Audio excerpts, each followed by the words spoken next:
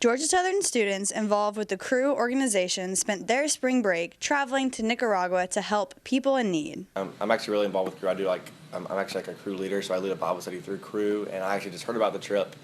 And from the get-go, I've been on mission trips in the past, and I just always wanted to go on one again. So I heard about it, and I signed up, and the rest was history. So. It was totally a God thing. I didn't really plan on going at first, but some of my friends convinced me to go, and it was just hands down the best week of my life. My first impression was the landscaping of it was very barren.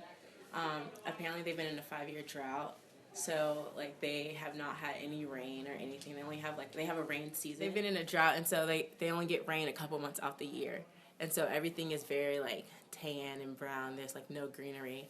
But then when you get towards the beach area, it's beautiful. It's the nicest country you've probably ever seen. Nicaragua was a new place for most that went on the trip. After the trip, most of the people commented on the heat and the dryness of the country. It was very hot, very dry. When we got to the airport, we got on a bus, this huge bus, and it was kind of like a school bus, but a little bit more advanced so that it could get through these mountains and stuff. But it was it's all dirt. It's so dry, so incredibly dry. Hot, and it's that hot all year round. We went to the beach a couple days, and it was so beautiful. So the waves were a little intense, but it was really pretty but dry. That's the word to describe it. Along the beach, but when we were doing installing the water filters, we would be in the town, and it's hard to even think about it and talk about it because it's so bad. I mean, these people lived in between pieces of tarp, slept on the ground, couldn't afford shoes, and it's just so crazy to think that we have so much here, and we're so. We first went to the churches in the different villages that we were going to go to, and we got with a church member and we got a translator.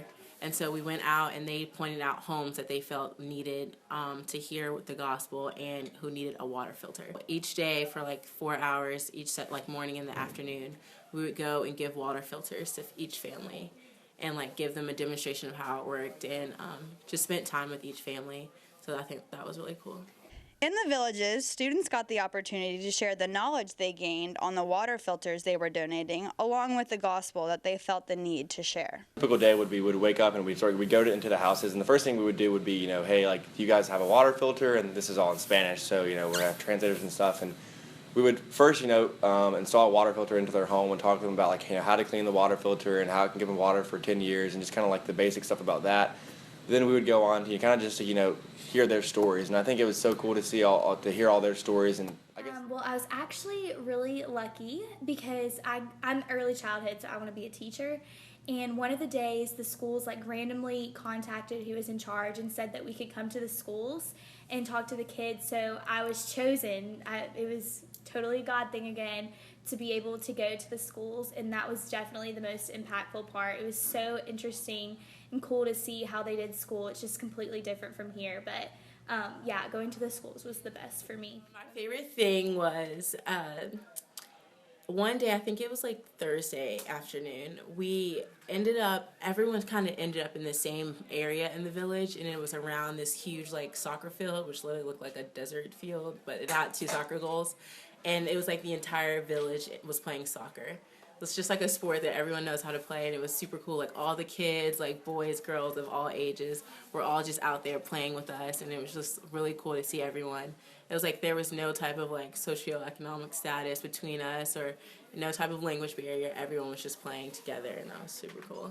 It's so cool because the one thing, it's hard to, when you're talking about a mission trip or a service trip, it's hard to talk about it because honestly, so many great things happen, but just the way that the people impact you is something you really can't even put into words. And just stories like that, we still look back on, and I think about it every day, honestly.